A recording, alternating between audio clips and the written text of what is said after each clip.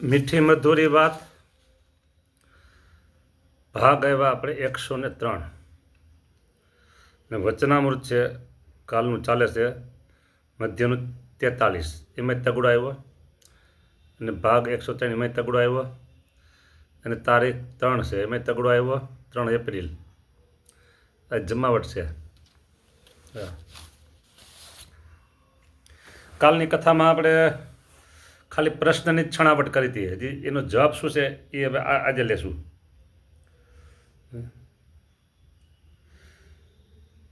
નિર્ગુણ ભક્ત તેને ભગવાનને વિશે પ્રીતિ હોય કે ન હોય એ પ્રશ્ન છે. ત્યાં અટકા પછી મુક્તાનંદ સ્વામીએ કહ્યું છે મહારાજ જે સત્તારૂપે વર્તે તેને ભગવાનને વિશે પ્રીતિ તો હોય. સત્તારૂપ એટલે આત્મારૂપ, બસ લાંબુ ટૂંકું નહીં, આપણે એને હવે ટૂંકમાં બધું લેવું છે. મહારાજે પૂછ્યું સત્તારૂપે રહ્યો એવો જે ભક્ત તેને ભગવાનને વિશે પ્રીતિ છે તે આત્માને સજાતી છે કે પછી વિજાતી? જો આત્માને સજાતી હોય તો એ પ્રીતિમાં 3 ગુણના ભાવ નથી, અને આત્માથી વિજાતી હોય તો એમાં સત્વગુણ, રજોગુણ, તમોગુણ, તો એ માયાના 3 ગુણ છે. એવો પ્રશ્ન થાય. સજાતી કે વિજાતી? હા, મુક્તાનંદ સ્વામી કહ્યું એ પ્રીતિ તો આત્માને સજાતી છે. એ પ્રીતિમાં 3 ગુણના ભાવ નથી, રજોગુણ, સત્વગુણ, તમોગુણના ભાવ નથી. લ્યો ભાઈ, એવી પ્રીતિ એ ટનાટન. હા, એમણે આત્મારૂપે રહીને ભગવાનને આગળ સજાતી છે. બરાબર.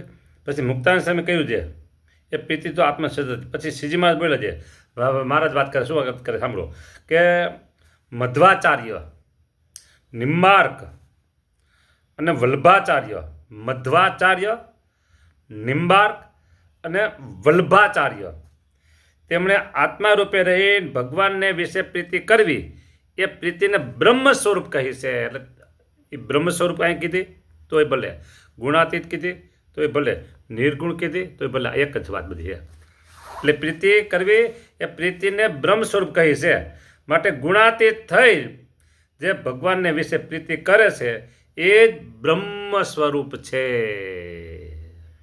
બોલો, ગુણાતીત થઈ અને ભગવાનને વિશે પ્રીતિ કરે છે એ પ્રીતિ એટલે એ ભક્તિભાવ. હા, એ જ બ્રહ્મ સ્વરૂપ છે. એ મોટા મોટા આચાર્યનો સિદ્ધાંત છે. હવે આમાં તમને કેટલું સમજાતું હોય, કેટલું સમજાતું હોય છે, કેટલું નહીં સમજાતું મને કંઈ ખબર નથી આમાં તો. પણ છતાંય તમને સમજાય સહેલું એવું તમને થોડુંક કરી દઉં, સહેલું કરી દઉં સમજવામાં. બરાબર. વચનામૃત અહીં પૂરું થાય છે. વચનામૃત 43 પૂરું થાય છે. એની પહેલાં સહેલું કરવું છે, એની પહેલાં તમને થોડીક વાત તમને કહી દઉં. કોની? તો આ જે 3 આચાર્ય કીધા ને, મધ્વાચાર્ય, નિમ્બાર્ક અને વલ્ભાચાર્ય, એ 3 જે આચાર્યની વાત આવી ને એ તમને થોડીક શોર્ટકટમાં કહી દઈ. બરાબર. હા, પહેલાં મધ્વાચાર્ય, એમનો જન્મ 1256 વિજયાદશમીના દિવસે તમિલનાડુના મંગલુટ જિલ્લાના વેલી ગામે થયો હતો. આમાં તમને કાંઈ યાદ એવું નથી. 1256 અત્યારે ચાલે છે સંવત 2082. 2082 હાલે છે. બરાબર. સંવત તો આ જો 1200 છે, 1200 છે, અહીંયા 2000 પૂગી ગયા, એટલે 800 વર્ષ, 1000 વર્ષના આસપાસ ગણી લો, 1000 બસ ત્યારે થયો. સંપ્રદાયમાં પ્રસિદ્ધ છે. તેઓ વાયુના અવતાર હતા, વાયુનો અવતાર. બરાબર. તેમ સંપ્રદાયમાં પ્રસિદ્ધ છે. તેમણે 4 વર્ષની ઉંમરમાં ભવિષ્યવાણી ઉચ્ચારી. બોલો, વિચાર કરો, 4 વર્ષની, ઓનલી 4 ઉચ્ચારી, હું વૈષ્ણવ ધર્મનું પ્રવર્તન કરીશ.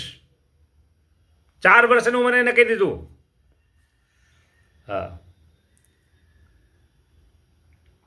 11 વર્ષે ગૃહત્યાગ કરી અદ્વૈત મતના ગુરુ અચ્યુત પ્રેક્ષાચાર્યજી પાસે દીક્ષા ગ્રહણ કરી પૂર્ણ પ્રજ્ઞતીર્થ નામ ધારણ કર્યું. ત્યારબાદ તેમનું નામ આનંદ તીર્થ પણ પડ્યું, પરંતુ લોકો તેમને મધ્વાચાર્ય કહીને બોલાવતા. તેમણે સમગ્ર ભારત ભ્રમણ કરી અદ્વૈત વિરુદ્ધ દ્વૈત મતનું સ્થાપન કર્યું. 3 વખત બદ્રીનાથની યાત્રા કરી ઉડુપીમાં શ્રી કૃષ્ણનું મંદિર બનાવ્યું. તેમણે પરમાત્મા, આત્મા અને પ્રકૃતિ ત્રણેયને જુદા માનીને પોતાના નામ ઉપરથી મધ્વ સંપ્રદાય ચલાવ્યો. મધ્વાચાર્ય પોતાના સિદ્ધાંતને અનુકૂળ બ્રહ્મસૂત્ર, ઉપનિષદો તથા ગીતા પર ભાષ્યો લખ્યા. તે સિવાય પણ તેણે ઘણા ભાષ્યો લખ્યા છે. લ્યો આવી વાત છે. આમાં કેટલું તમને યાદ રહ્યું છે?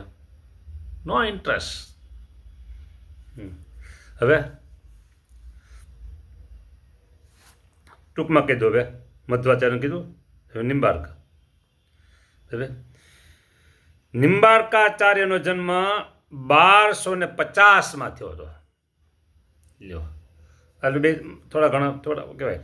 હૈદરાબાદ રાજ્યમાં દક્ષિણ તેલંગાણામાં નિમ્બપુર ગામમાં જયંતી દેવી અને અરુણ મુનિ થકી એમનો જન્મ થયો હતો. કોનો?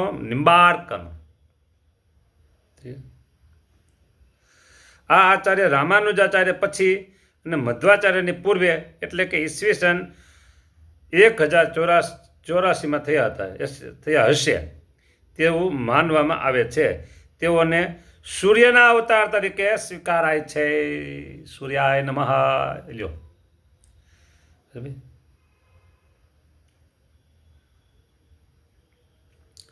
પછી આવ્યા વલ્ભાચાર્ય,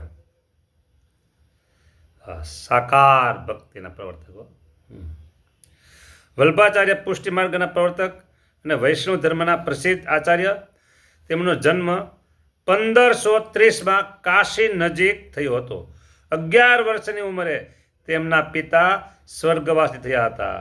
તેમના મનમાં ઘણી ઉદાસી થઈ અને ભગવદ્ ભક્તિ તરફ તેમનું મન વલણ થયું. તેમને ગોપીનાથ અને વિઠ્ઠલનાથ એમ 2 પુત્રો હતા. વૃંદાવનમાં તેમની ભક્તિથી પ્રસન્ન થઈ શ્રી કૃષ્ણ પ્રગટ થઈ બાલ ગોપાલ સ્વરૂપની ઉપાસના કરવાની આજ્ઞા દીધી. લ્યો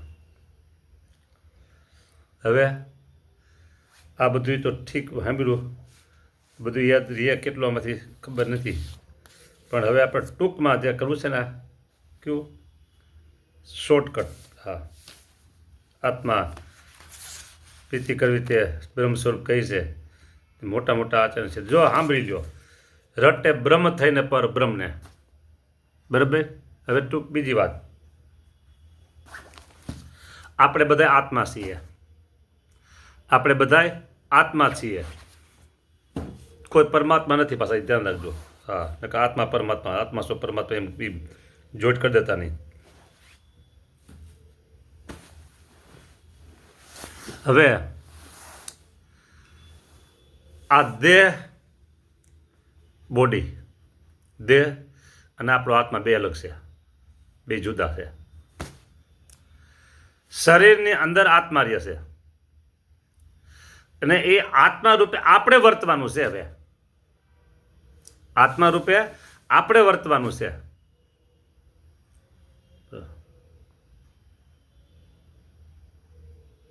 આ દેખાય છે ને દેહ, એ હું નથી.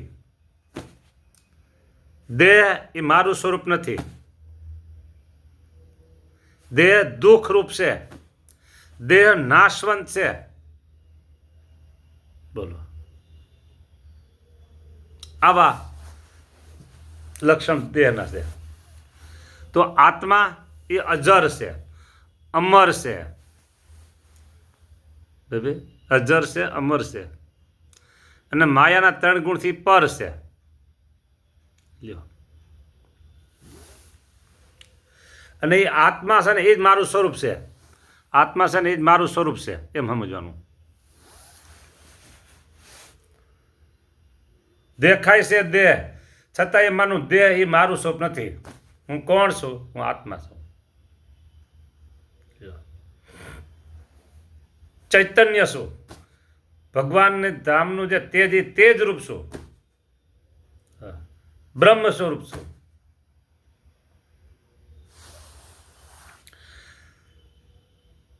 રટે બ્રહ્મ થઈને પર બ્રહ્મને એકાદશીના પદમાં આવે છે. આ ગોવી જા મસાલા ગોવી જા એડમાં તું નાખે. રટે બ્રહ્મ થઈને પર બ્રહ્મને. શિક્ષાપતિમાં મારે ચોખ્ખું લખીને 116 શ્લોકમાં 116મો શ્લોક. બ્રહ્મ થઈને પર બ્રહ્મની ઉપાસના ભક્તિ કરવી નહીં. તો આવી રીતે આ બધી વાતો છે. શોર્ટકટમાં જે કીધું હું આત્મા છું, આત્મા છું, આત્મા છું, હું બ્રહ્મરૂપ છું, બ્રહ્મરૂપ છું, બ્રહ્મરૂપ છું, હું ભગવાનને રહેવાનું ધામ છું, ધામ છું, ધામ છું, આ રટણ કરવાનું. લ્યો સ્વામિનારાયણ સામે રટણ કરો એને આ કરવાનું. પૂજામાં કરો કે મંદિરમાં કરો કે ઘર મંદિરમાં કરો, જ્યાં યોગ્ય લાગે કરી શકો.